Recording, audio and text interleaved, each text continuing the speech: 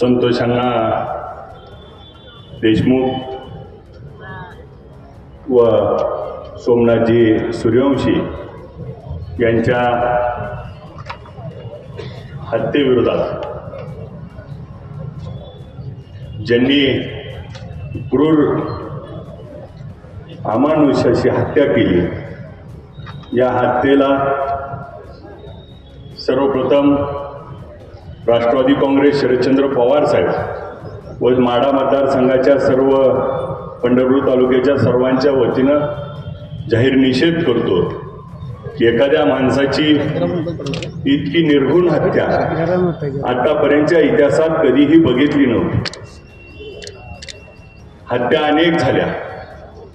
हत्यामध्ये ज्या पद्धतीनं सभागृहामध्ये आम्ही बसल्यानंतर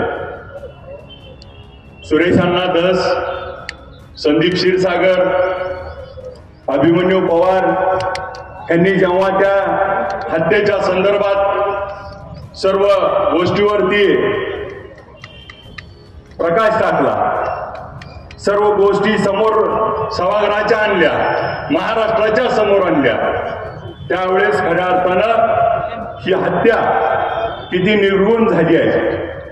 देशमुख कुटुंब इथं उपस्थित आहे, त्यांच्या मनावरती त्यांच्या घरावरती काय आघात कोसळला आहे हे आपण शब्दात सांगू शकणार नाही। जो भाऊ भावासाठी 36 वेळा फोन करून सरकारला त्या ठिकाणी पोलीस यंत्रणेला सांगत होता की कुठेतरी माझ्या भावाला वाचवण्यासाठी धडपडत होता, प्रयत्न करत होता, वाटत होता आता काहीतरी होणार आहे, आणि त्यानंतर काही तासानंतर जर असं घडत असेल तर त्या बसलेल्या भावाच्या मनाच्या वेदना आपल्याला कशा समजणार। ह्या वेदना समजून घेणं आणि हा कुठल्याही जाती धर्माचा, हा कुठल्याही एका जातीविरुद्ध दुसऱ्या जातीला लढवण्याचा जो प्रकार होतोय, हा माणुसकी विरुद्ध अमानुष राक्षसी वृत्तीचा हा लढा आहे। माणूस म्हणून त्या ठिकाणी जे आरोपी आहेत ते खरंच माणूस म्हणून घेण्यायोग्य आहेत का? आज त्यांच्या PM रिपोर्ट मध्ये असेल, सभागृहाच्या पटलावरती ठेवल्यानंतर त्या गोष्टी बघितल्यानंतर इतक्या मनाला वेदना होतात, आणि या वेदना आज अख्ख्या महाराष्ट्राला त्या ठिकाणी संवेदना जागृत झाल्यात। आणि म्हणून आज आपल्या सोलापूर शहर जिल्हा सकल समाजाच्या वतीनं इथं छत्रपती शिवाजी महाराजांच्या साक्षीनं न्याय मागण्यासाठी सर्व समाज बांधव एकत्र आले।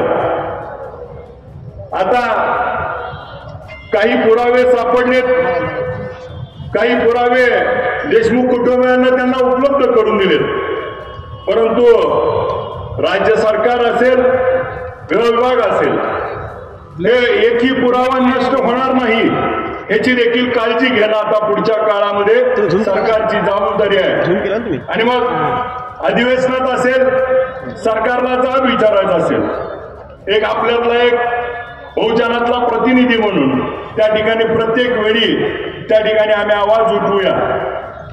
संतोषांना आणि सोमनाथ सूर्यवंशीला न्याय मिळेपर्यंत हा लढा अविरत चालू राहील, आणि या लढ्यामध्ये आम्ही तुमच्या खांद्याला खांदा लावून देशमुख कुटुंबाच्या सोबत अख्खा सोलापूर जिल्हा, सोलापूर जिल्ह्यातील सर्व समाज घटक हे तुमच्या पाठीशी खंबीरपणे तुमच्या साथीला उभे असतील। आम्ही सगळेजण नेते मंडळी त्या ठिकाणी आपल्या साथीला उभे असू, आणि आपल्या सगळ्याला या लढ्यामध्ये ज्या लोकांनी, आता परवा एक घटना घडली, आपण त्याच्यावरती बऱ्याच उलट्या सुलट्या चर्चा झाल्या। एका चिमुकलीचा हे केल्यानंतर पोलीस बांधवांवरती त्या ठिकाणी परत ताशेरे ओढले गेले की त्या ठिकाणी तो एन्काउंटर फेक होता। माझं म्हणणं, तो काय संत साधू नव्हता, त्याला न्याय मिळाला, न्याय व्यवस्था वेगळी असेल, परंतु अशा घटनांमध्ये देखील असे काहीतरी गोष्टी घडल्याशिवाय त्या ठिकाणी जरब बसणार नाही।